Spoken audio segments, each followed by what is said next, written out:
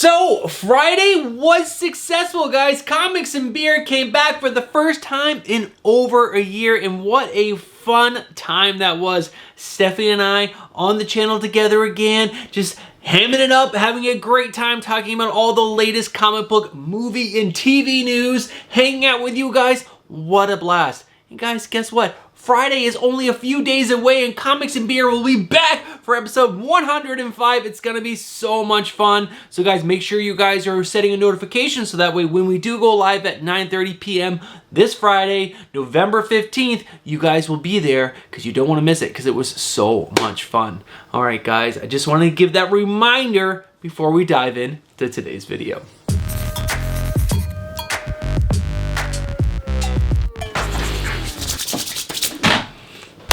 What is going on, comic book fans?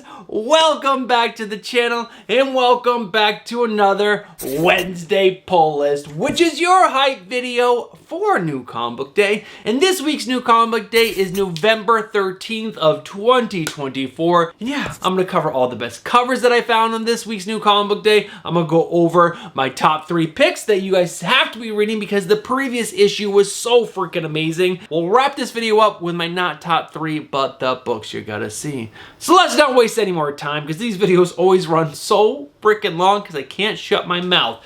So let's go ahead and check out my pull list. Now, as you guys can see, this pull list actually isn't too bad. It started off a little bigger when I made the list last week, but then as the week went on, some books got pushed to next week. So it's actually not that bad. I actually was able to read all but one. That's right, I missed one book that you see up on screen right now. Actually, I should say, you guys can't see what those books are, so let me go and throw them up on screen right now. There are a total of 17 books on my pull list, and of this 17, there are 4 new number ones. And if we break down this list by publisher, there are 6 DC books, 2 Marvel books, and 9 indie comics. Now, like I was just saying, there is one book that I did not read this week, and that is Violator. This is issue number 1 and issue number 2. I have not read either of them, and these are actually pretty thick-ass books.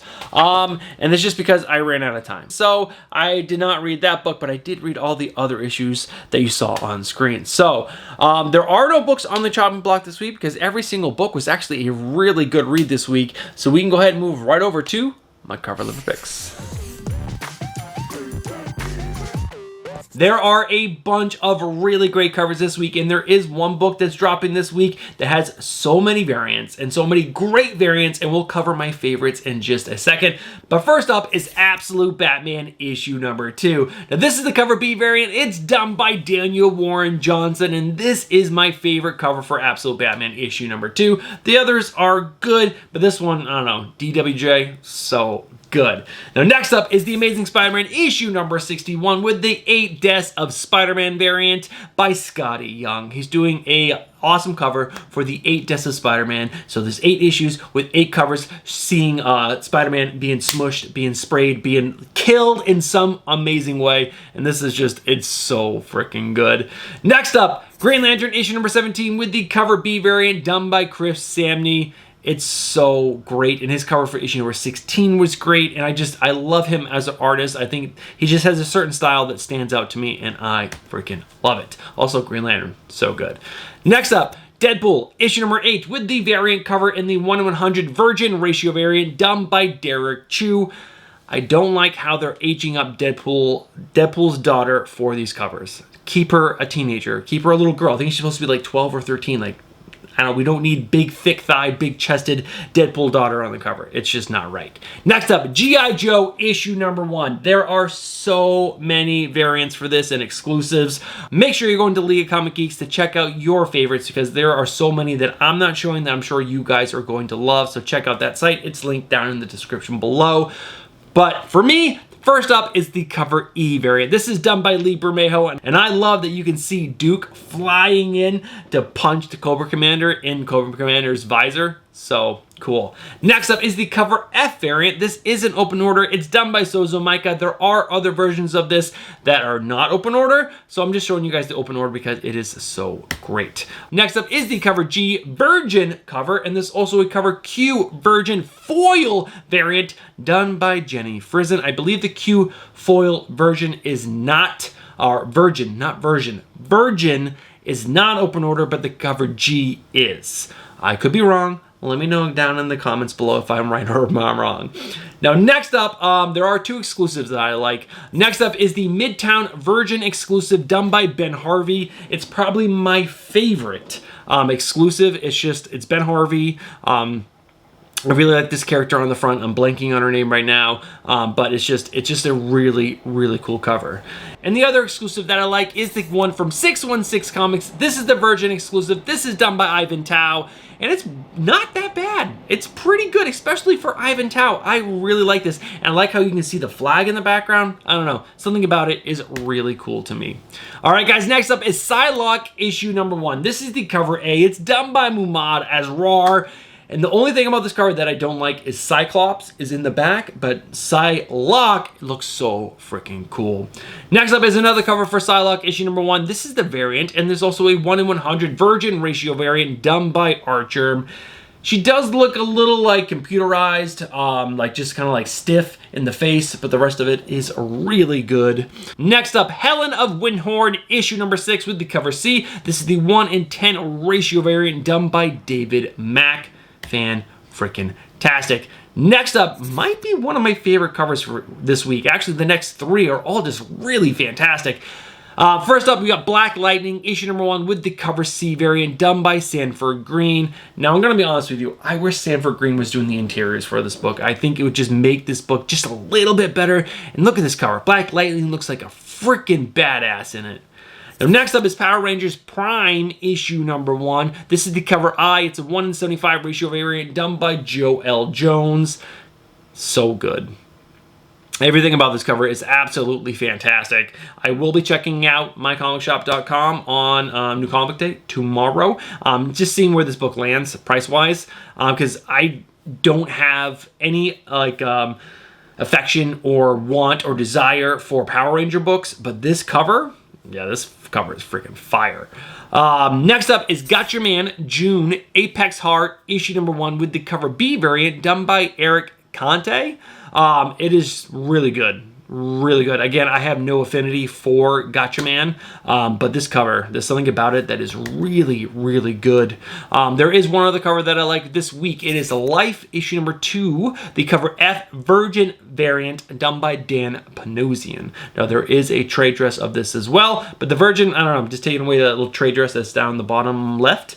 Just makes it look a little bit better in my opinion. But guys, those are all my cover lover picks for this week. Don't forget, there are so many other comic books coming out with other variant covers that you guys might love, and the best place that I have found to check out those covers is League of Comic Geeks. Coverprice.com is also another good place, but League of Comic Geeks is the one that I guess trust the most, because that's what I use every single week for this video and for Final Order Cutoff and everything comic book related. I just freaking love that site.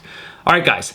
We can go ahead and move over to the next section, which are the 4 new number 1s that are on my pull list this week that I think you guys should be checking out because the stories sound really, really good.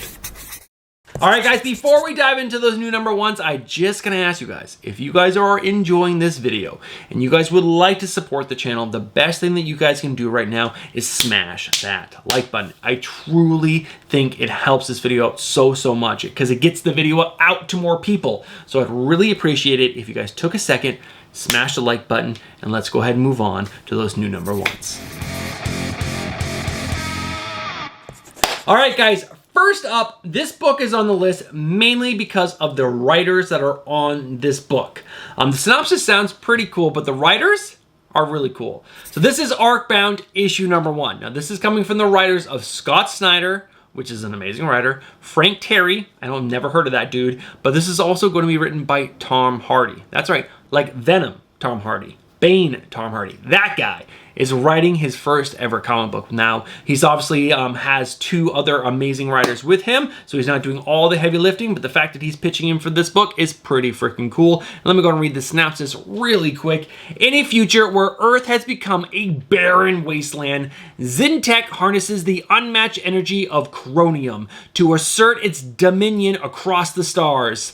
When Kaya, a rising star mediator in Zintech's army, gets an unexplained message from a mysterious entity, everything he believes is thrown into question and leads him to explore what it truly means to be a human in a world where the boundaries of technology and identity blur. Sounds pretty freaking cool.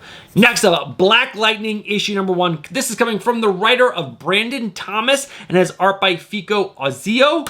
I'm totally butchering your name. I totally apologize. But I'm excited for this because it's a new all-in book from DC Comics. It's Black Lightning. It's a character that they should do a really good job of making this character really cool.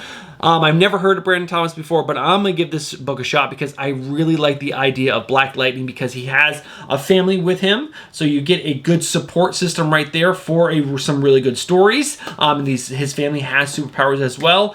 And it's just, we need more strong black characters in comic books. We just do, in this one right here. He's so cool. Let's make this book really good, but let's read the synopsis. Black Lightning is back, and it's time, and it's a family affair. Jefferson Pierce leads the Justice League's new meta-human outreach initiative, helping those with powers before they can cause harm to themselves or others. But everything changes with his own daughter, Anissa Pierce, who comes to him for help. With Thunder's dangerous new powers and the new Masters of Disaster jeopardizing the coexistence between humans and metas, Black Lightning is on the front lines of a culture war brewing in the suburbs of Metropolis.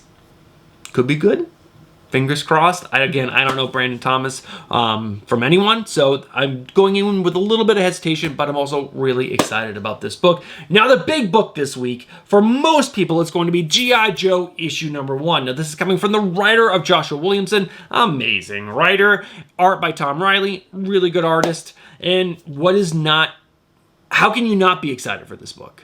G.I. Joes. If you're in your 40s or early 30s or early 50s, you are pumped. This was like our childhood. G.I. frickin' Joe. Now, I don't remember anything about the cartoon, but I loved playing with the action figures. I remember one of my friends had the giant battleship, and we played for like hours on that frickin' thing. So cool. So I'm pumped for this. And all the series that I've read so far have been really solid. Let's read the synopsis. Conrad Hauser, codenamed Duke, has assembled a special force known as G.I. Joe to battle the rising power of the mysterious Cobra in the aftermath of the Autobots and Decepticons' arrival on Earth. But the enigmatic Cobra Commander has unleashed the power of Energon like never before. Featuring many familiar faces in the first appearance of an all-new character, this is the comic that will change everything you think you know about G.I. Joe, and that's only half the surprise in store from the chart-topping Energon Universe Dream Team of Joshua Williamson and Tom Riley. And like I said before, so many variants. So make sure you're checking out all of them on LeagueOfComicGeeks.com and picking out your favorites. Now, the book that Bruce, am most excited about is Wind, The Power of Blood, issue number 1. Now, this is coming from the writer of James Tynion IV, or Tynion IV, and it has art by Michael Delanis. This book is so good. This is the 4th or 5th volume of this series. I can't remember which it is off the top of my head.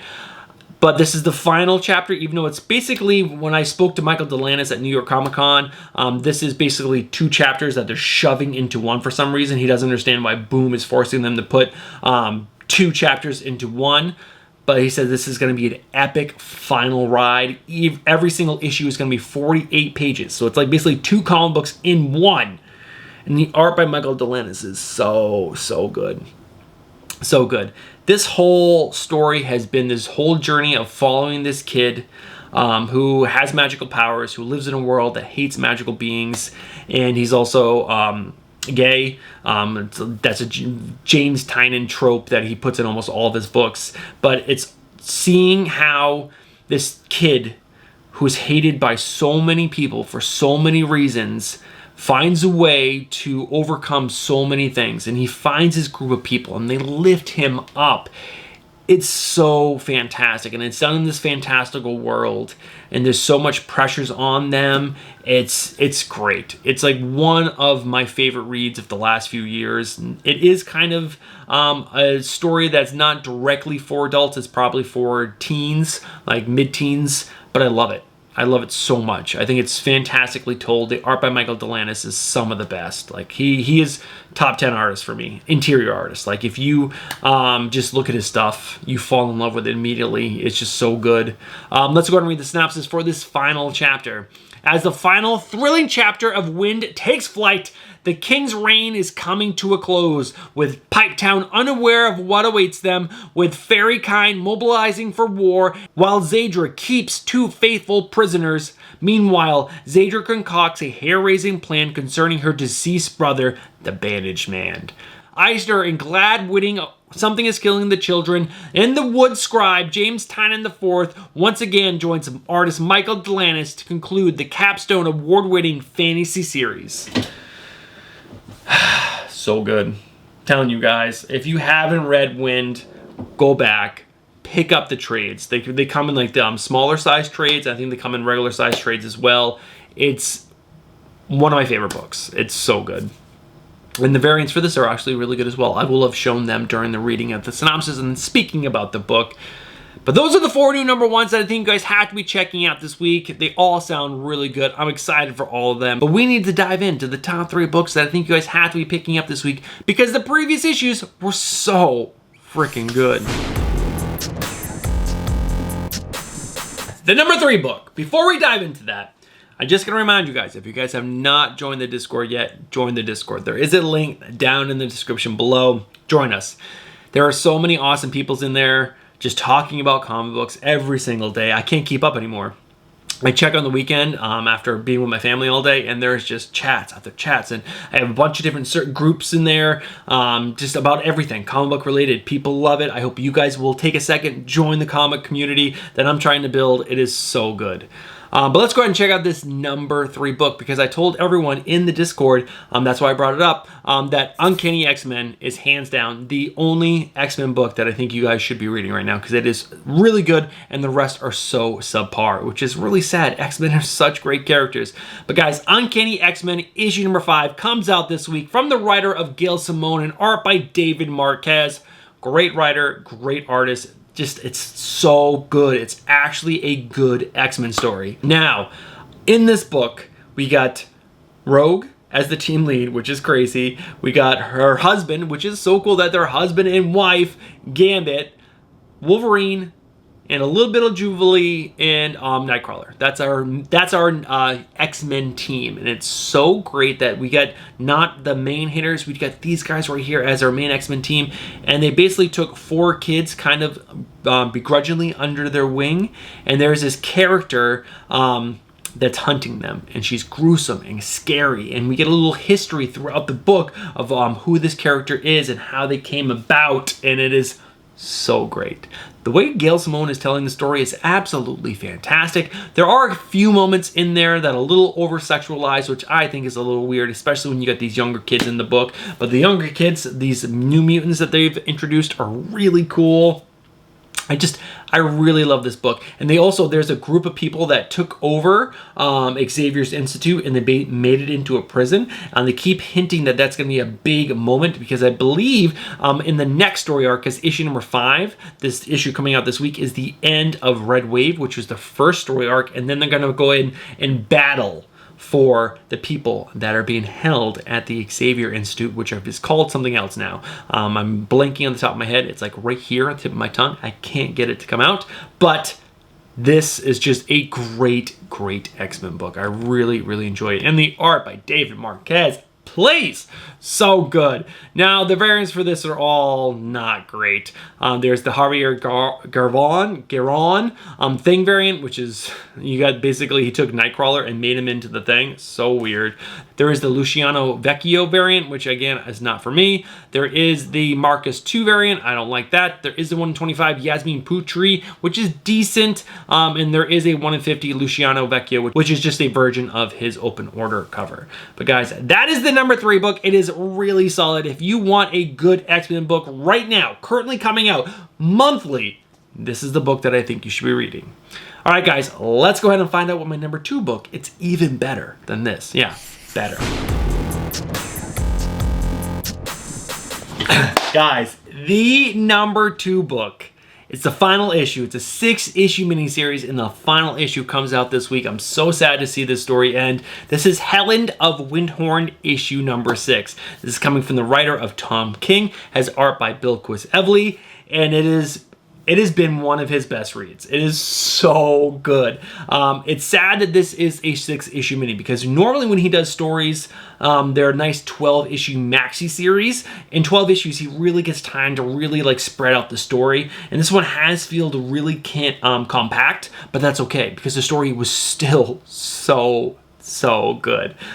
One of my favorite things that he's done in this series is that he's told the main story through the outside perspective of, I shouldn't say outside perspective. It is from a character, and she's telling a story about a girl that she took care of. She was the caretaker, or she was hired as a caretaker for Helen. And throughout the series, you see their relationship grow and blossom, and Helen has completely changes as a character, and she goes on this fantastical journey of becoming this different woman. And Helen has lost every male figure in her life, and she thought she was connecting with her grandfather throughout this series, and in issue number 5 he pushes her away, and that was a very traumatic moment for Helen. And the lady of the house, which I can't remember her name, I just flipped through the issue, I believe it's Lilith, but I could be wrong. She gets so mad because of what she realizes what's happened. Her father, Helen's father, ended up committing suicide. It happens in issue number 1, or actually before even issue number 1. It's like in the past, and they're talking about it in issue number 1. So I'm not really spoiling it. I guess I am. But she realizes that the grandfather's also pushing her away, just when Helen thought he was accepting her. And Lilith goes into the magical realm, chasing after the grandfather. And she was just like so headstrong and did not care that there was this giant snake monster swirling around, and the grandfather was fighting it. And he was telling, "What are you doing, woman? You can't be here. Something is going to kill us." And she is just laying into him, just laying into him with no care, because she cares so much about Helen and her health and her happiness, and makes the grandfather realize that he's in the wrong. It was so well done. So well done. And that is such a tiny sliver of why this book is so good. The art is gorgeous. Every single page is just beautifully drawn. The characters, every single character is important. There's only a few, and they're all so great. And they're told in such a fantastical way. And the language in this can be a little dry, because the Lilith is a very proper woman. This book seems like it's set back in the 60s. It is just everything about it I love so much. I'm so sad that this book is going to be ending, but I cannot wait to get my hands on this, and I'm gonna force myself to read it the second it comes in, because I have a tendency, final issues get put in a box and I never read them, because I'm trying to read the new ones every single week for this video, and the last ones always get forgotten about, but I cannot forget about this. It's too good. I gotta read it. Tom King, congrats, man. You wrote an incredible 6-issue series. I'm so happy to have read this, and if you haven't, wait till it comes out in trade, pick it up, and you guys will not be sorry that you did. All right, guys, that is the number 2 book. Let's go ahead and find out my number 1 book that I think you guys have to be reading this week, because the previous issue story was the best. All right, guys, we all knew this book was gonna be in the #1 spot. I mean, Helen of Windhorn really challenged this book because that story is so good. But this is a new one. This is not a new #1. This is the second issue of Absolute Batman. Issue #2 comes out this week, and I'm so pumped. You guys know I'm a gigantic Batman fan. I mean, Batman. There's Batman there. I'm just a huge Batman fan. I'm sure that's so sad. I pointed to 3 things. I'm sure there's people that have like rooms full of Batman. But this is my favorite superhero character. And Scott Snyder gave us a new take on an Elseworld tale. And it's so good. So good. But this is going to tie in at some point into the main line. I don't know how they're going to do it. But it was so good. Issue #1 was incredible. I read it like a week ago, 2 weeks ago, whenever it came out, whenever it came into the post office or into my, it was on my doorstep from mycomicshop.com in my nice weekly box that I get every single week, and I read it immediately. And oh my God, I'm so glad I did. It was so good.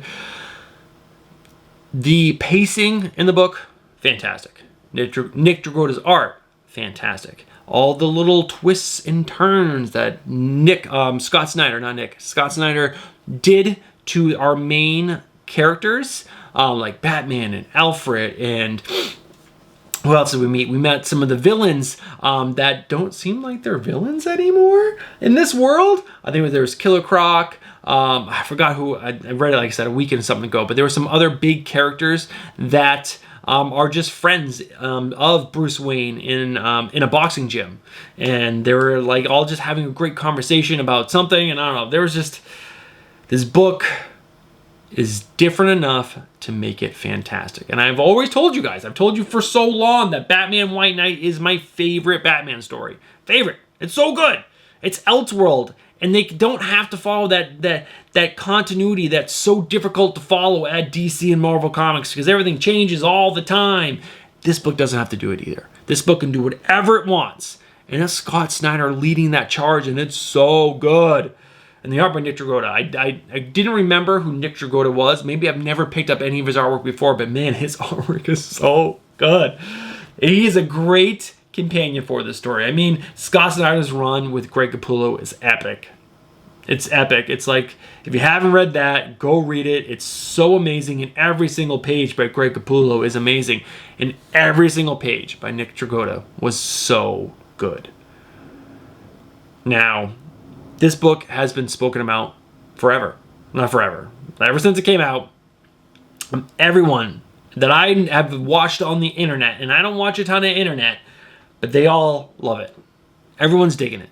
If you haven't got yourself a copy of it by now, I'm sure it's going to be really hard to pick up unless you get a second print, third print. I think there's already a 4th print coming out. There's just so many prints because this book is loved for a reason because it's really good. I'm not going to spend any more time on this. Again, I will have shown the variants for this during that speech, and pick out your favorite. Pick out cover A. That's always a safe bet. Cover A is always a really good safe bet. But I would pick up all these. There's some first appearances of the absolute variety in this book. So if you like first appearances, that's a reason to pick this up. And it's just, let's all dive in. Let's all enjoy this. And join the Discord. And let's talk about it down in there. All right, guys. That is my #1 book. Let's go ahead and move over to the final section of this video, which is the not top 3, but the books you gotta see. All right, the not top 3, but the books you gotta see are the rest of the books that are on my pull list this week. And I talk about the previous issues really quickly to let you know if they're okay, which are books that I really can't suggest you guys check out because they're only okay. Or they're good, and these are books that I think you guys should consider picking up because the story's, it's good. It's a solid comic book. Or they're great, and these are books that almost made the top 3 list, but they didn't.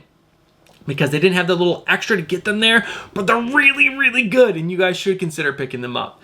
There are no books on the okay list this week. Like I said, this was a really solid week, so let's go ahead and move over to the good.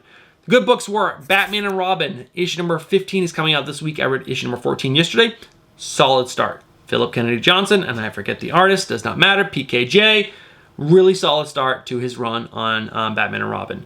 Next up, Batman, Gotham by Gaslight, the Kryptonian Age, one of the longest names in comic books for a comic book. Issue number 6 comes out this week.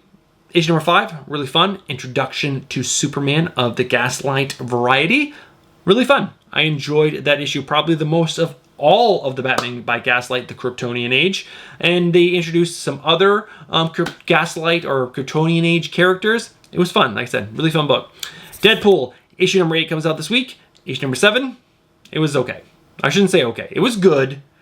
I want it to be better. Why can't Marvel Comics find a really good Deadpool writer? They had some years ago. What happened? They need to get this book to be great. Great. Cody Ziegler's not it. But I'm still going to read it because I want to find out, because Deadpool's dead right now, guys. If you didn't know, he's dead, and his daughter is doing her best to find a way to bring him back. I want to see how they're going to do it. Next up, Precious Metal, issue number 6, Darcy Van Polgeest. This is a precursor or a prequel to Little Bird. It's wacky, it's out there, a little hard to follow. Artwork by Ian Bertram is fantastic. Every single page is gorgeous to look at, but it's in the good because it's a little hard to follow. This last issue was good. I would say better than issues number 1, 2, and 3, but 4 and 5 were definitely better. Next up, Witchblade, issue number 5. This book is a solid read. A solid read. I like where this book is going so far. We got this character. She's got the Witchblade. She was a cop. She was undercover. And now she has like these new magical powers, but she's drawn by this thing now to do worse things, like she murders people. She has other desires that she's trying to control, and she found like a sensei in this last issue, and that was pretty cool. I like that so far. The great books, DC vs. Vampires, World War V, issue number 4, comes out this week. The first 3 issues are bangers, so good.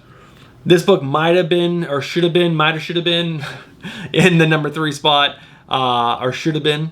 But I wanted to talk about X-Men because the Uncanny X-Men is the best X-Men book, and I wanted to tell you guys that in a longer format. But DC vs. Vampires is one of my favorites. Elseworld Tales, DC, so crazy. I love seeing the heroes that are vampires being bad because they're normally good. I like to see the villains that are now still human doing good because they're forced to do good. There's just so many elements of this book.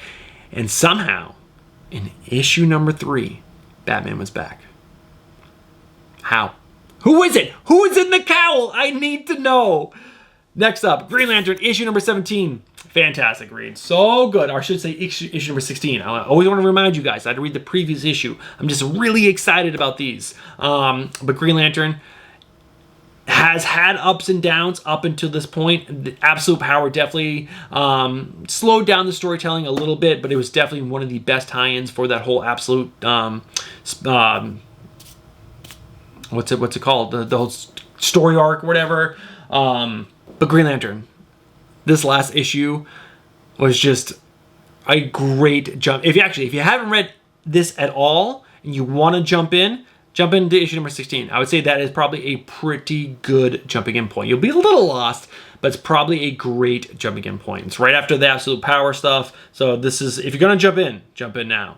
Jeremy Adams, fantastic. Next up, Sam and Twitch, issue number 8. This series is so good. So good and gruesome. Simon Krodinsky is on the art. Tom McFarlane's writing it. It's just a great murder mystery set in the Spawn universe, and I think we're getting closer to some Spawn stuff actually happening. But the cliffhanger in issue number 7 was really good because Sam and Twitch are fighting, and they've been fighting since issue number 1, and then been separated. And there was something that happened where Sam showed up at the doorstep of where Twitch is supposed to be, but Twitch was not in there. Someone else was. Who was it? I don't know. Gotta read. Find out. Last but not least, Transformers issue number 14. Issue number 13 was probably my favorite issue since the first 5 issues. This was the origin of Starscream, and it was told beautifully. We did have another new artist on the book. We have Jason Howard now. It was Daniel Warren Johnson doing the writing and art for the first 6, and then we had Jorge Corona up until issue number 13. Issue number 13, and we're getting Jason Howard for the next story arc. But he's great. He was fantastic. And the origin of Starscream was so well done. Kudos to you. Daniel Warren Johnson, because you got me hooked again. Back, I never really fell off, but I was like sliding down the hook. I was like, maybe I don't want to be on this hook anymore. But that just like really sunk it back in. I was like, oh man, I'm loving this again. So good. And that is everything. That's all my pull list. So that is the end of the not top 3, but the books you got to see. And that means we can wrap this video up. All right, guys, so a little different of a camera review for you right now, and I'm doing this because I am starting a project, which I don't know if I should start a project or not, but I am gonna get rid of all these little plastic stands, which I have these slabs on the wall. I'm gonna put up some shelves, that's right. I bought some wood over the weekend. I ordered my shelving brackets, which are these metal iron ones, which cost me $105 for 10 of them. What? It's like $10 a piece, but they look great. They're fantastic. They're my favorite looking shelf bracket, but it's gonna allow me to display so many more books because I'm sick of just only being forced to display slabs. When I put up the shelves, I will be able to put up regular comics and like, you know, I can use these down here, which actually, yeah, you can see the comic capsules that I have. I can put up those. I can just put up all those because I have like so many cover lever picks that I would love to display that are purchased over like the last, I don't know, 5-6 years that I never get to show because I could only have slabs up right now. So I'm really excited for that. I'm also going to put another shelf up here for more toys. I'm just small update for you guys. So that's going to be happening within the next few weeks. And I'm really excited. I'll probably make a video of doing that update because I like doing those kinds of videos. And that's the update for that. But we are at the end of today's video, and if you guys enjoyed this video and you guys haven't smashed the like button just yet, do me a favor, smash the like button. If you're still watching this video right now, you guys know what you are. You guys are legends. You are. You're the best people. Now, last but not least, if you guys watch that video and you guys enjoy comic content and you're not subscribed, I'm just gonna say, what are you doing? Get yourself subscribed, hit that bell for notifications, and smash that like button. All right, I'll be back on Thursday with my final cutoff video, and I'll be back on Friday with Stephanie, 9 p.m. Eastern.